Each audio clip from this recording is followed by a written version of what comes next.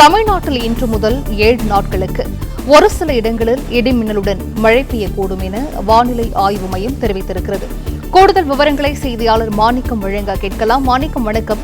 எந்தெந்த இடங்களில் அதிக கனமழைக்கான வாய்ப்பு இருப்பதாக தெரிவிக்கப்பட்டிருக்கிறது? இது குறித்தான விவரங்கள் மாணிக்கம்.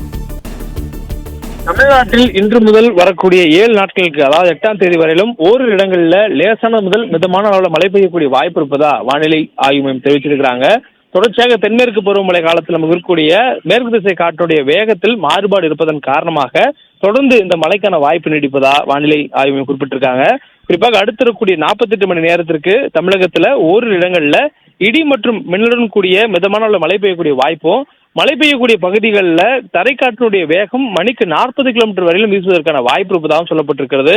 குறிப்பாக மாலை நேரங்கள் அல்லது அதுக்கு பின்கான வேலைகளில் மழை பெய்வதற்கான வாய்ப்பு அதிக அளவில் இருப்பதாகவும் சொல்லப்பட்டிருக்கிறது. இதே நிலைதான் சென்னை மற்றும் அதன் புறநகர் பகுதிகளுக்கும் பொருந்தும் என்ற ஒரு அறிவிப்பும் கொடுக்கப்பட்டிருக்கிறது.